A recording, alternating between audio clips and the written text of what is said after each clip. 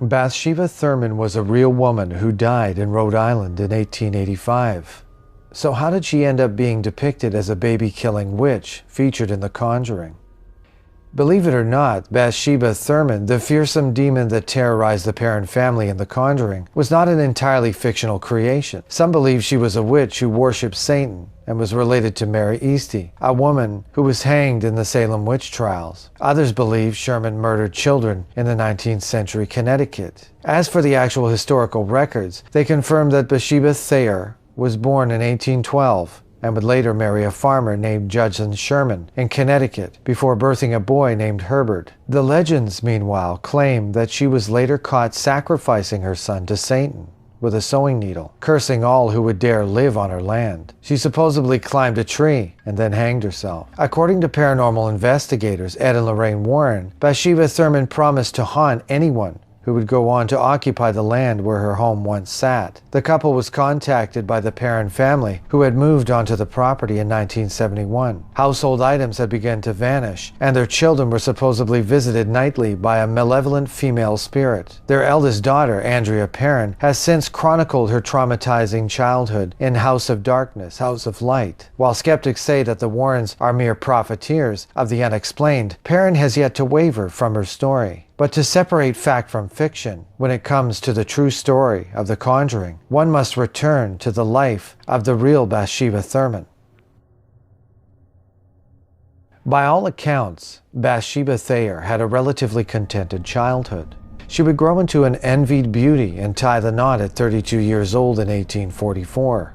Her husband ran a profitable produce business from his 200-acre farm in Harrisville, Rhode Island. But the community would soon see the newlywed wife as a threat. Bathsheba Thurman had been babysitting her neighbor's son when the young boy mysteriously died. Local doctors established that the child's skull had been impaled with a small, albeit fatal tool. Despite the fact that Sherman was the last to tend to the boy, the case never went to court, and local women were enraged. According to legend, Bathsheba Thurman's son would never celebrate his first birthday, as his mother stabbed him to death a week after he was born. Her confounded husband is said to have caught her in the act and witnessed her vowing allegiance to the devil before climbing the tree she would hang herself from in 1849. While some claimed they had 3 other children, no census records of this exist. Some remain convinced, however, that none of these siblings lived past 7. Ultimately, Bathsheba Thurman's story remains largely unsourced, while records confirm Judson Sherman died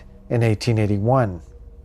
With Bathsheba Thurman's tombstone in downtown Harrisville revealing her date of death as May 25, 1885, her alleged suicide in 1849 appears utterly fabricated. Today, Andrea Perron is unconvinced that it was Sherman who terrorized her as a child at all, but the neighboring Arnold estate matriarch who hanged herself in a barn in 1797 instead. A financially strapped truck driver, Roger Perron, was overjoyed to close on a modestly priced 14-bedroom farmhouse in 1970. The family moved in the following January. His wife, Carolyn, and their 5 daughters had transitioned into the new house well until odd noises started emanating from empty rooms and items went missing. The children began to speak of spirits visiting them in the night. One was a boy named Oliver Richardson, who befriended Andrea's sister, April. Cindy saw them too, and reminded a saddened April that these spirits couldn't leave the house to play and were trapped indoors. Quote, "My father just wanted them to go away, to pretend none of it was real, just a figment of our imaginations," said Andrea. But it started happening to him too, and he really couldn't deny it anymore, end quote. Carolyn Perron was finding neatly piled dirt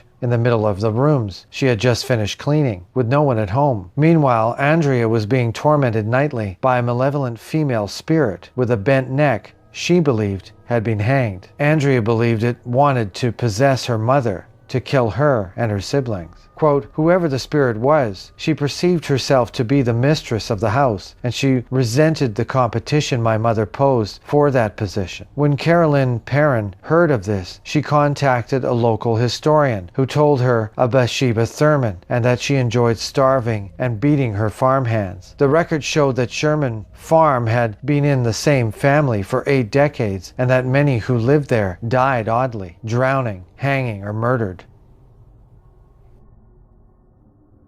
Convinced Bathsheba Thurman was haunting them, The parents contacted the Warrens. A self-taught demonologist and self-described clairvoyant, Ed and Lorraine respectively, agreed with the assessment. The couple conducted a seance in 1974, during which Carolyn Perrin allegedly got possessed and nearly died. According to Andrea Perrin, her mother's body contorted into a ball. Her mother's scream led Andrea to believe that she had died. She claimed that her mother was possessed for several minutes and was slammed against the floor with her head. Her mother was temporarily unconscious before returning to her former self. Quote, "I thought I was going to pass out," said Andrea. "My mother began to speak a language not of this world, in a voice not her own. Her chair levitated and she was thrown across the room." End quote. As chronicled in her book, And the Bathsheba, Search for Evil documentary, Andrea Perrin's father kicked the Warrens out for good after that. They returned only one more time to ensure Carolyn Perrin had survived the seance. The Perrin family was forced to live in the house until 1980 due to the financial reasons. Ultimately, the presence of Ed and Lorraine Warren has become fodder for skeptics who may have good reason to dismiss them as frauds. The story in general has become streamlined and exaggerated in The Conjuring. The true story of The Conjuring remains unknowable, while Andrea Perrin claims to remember every terrifying detail. Quote, "The things